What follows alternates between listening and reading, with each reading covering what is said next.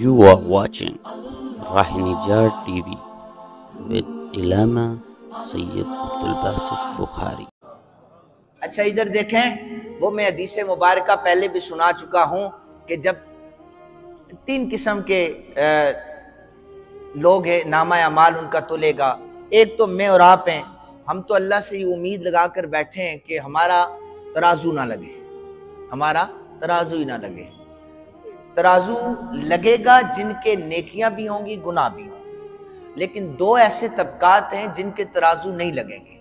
एक तो जो गुनाहगार हैं, जिनके पल्ले कोई नेकी नहीं है, उनके लिए तराजू नहीं लगेगा, डायरेक्ट कहा जाएगा उठाओ और जहन्नुम में फेंक दो। एक ऐसा तबका है जिनके लिए तराजू नहीं लगेगा, ये दूसरा तबका है जिनके यहाँ नेकियां ही नेकियां होंगी, उनके पल्ले गुनाह नहीं होगा, तोला क्या जाएगा, फरमाया जाएगा इन्हें उठाओ और जन्नत में छोड़ाओ। दो तबकात को, एक को जन्नत, एक को दोज़ख मिल गई। अब तराजू वहां पर लग जाएगा, इधर नेकियां भी तुलेंगी, इधर गुनाह भी तोले जाएंगे। तो नबी पाक सल्लल्लाहु अलैहि वसल्लम के उम्मतियों के नेकियां और गुनाह जब तोली जाएंगी तो वहां पर गुनाहों का पलड़ा जो है वो वजनी हो जाएगा, नेकियां हल्की हो जाएंगी। अब जो फरिश्ते मेज़ान पर मौजूद होंगे वो कहेंगे उठाओ ले जाओ इसे जाकर, क्योंकि इसके गुनाह ज्यादा हैं, जहन्नुम में डालो, जितनी इसकी सजा बनती है उतनी ये सजा भुगतेगा, फिर जन्नत में आ जाएगा। हजरत आदम अलैहिस्सलाम का कद सबसे बुलंद, वो देखेंगे कि फरिश्ते मेरे आका करीम के उम्मती को जहन्नुम की तरफ लेके जा रहे हैं। बुलाकर कहेंगे या मोहम्मद, कहां हो मोहम्मद, तुम्हारे उम्मतियों को दोज़ख में लेके जाया जा रहा है। मैं एक नुक्ता समझाना चाहता हूं, तादीस नेमत के लिए पूरी हदीस इसलिए सुना रहा हूं। आका करीम सल्लल्लाहु अलैहि वसल्लम फरमाएंगे फरिश्तों रुको, दोबारा तोलो, दोबारा तोला जाएगा, फिर नेकियां हल्की हो जाएंगी, गुनाह वजनी हो जाएंगे। फरिश्ते अर्ज करेंगे या रसूल अल्लाह गुनाह वजनी है, लेके जाया जाए, अल्लाह का हुक्म है। फरमाया रुको।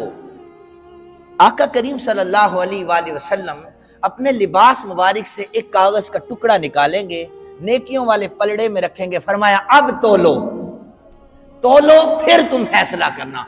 अब तोला जाएगा, नेकियां वजनी हो जाएंगी, गुनाह हल्के हो जाएंगे। फरिश्तों को हुक्म दिया जाएगा, फरिश्तों इसके पल्ले तो बहुत नेकियां हैं, इसे लेकर जन्नत में छोड़ के आ जाए। एक सवाल है यहां पर, सारी ये दुरूद पाक पढ़ना नेकी है, क्या है? नेकी है ना जी, ऊंची आवाज से बोल सकते, ये नेकी है। सवाल ये है, सारी नेकियां भी तुली, सारे गुनाह भी तुले, ये जो नबी पाक सल्लल्लाहु अलैहि वसल्लम ने दुरूद कागज के टुकड़ा निकाल के रखा, ये क्यों नहीं तोला गया? ये पहले तोल लेते तो वहां पर वजनी हो जाता, ये नहीं तोला गया।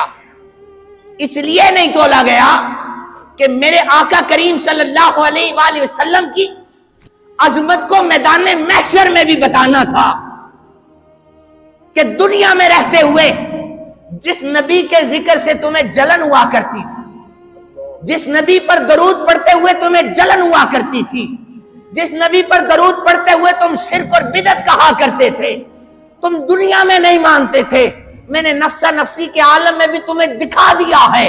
आज तुम्हारी नेकियां जो जिन पर तुम अतराते थे, 4 नमाजें पढ़कर अतराते थे, बहुत बड़ा तीर मारा है, वो तुल रही हैं, उनका वजन हल्का है, लेकिन भूले से भी मेरे नबी पर जिसने दरूद पढ़ा है वो कागज का टुकड़ा ही है, लेकिन उस दरूद को सारे गुनाहों से ज्यादा वजनी कर दिया गया।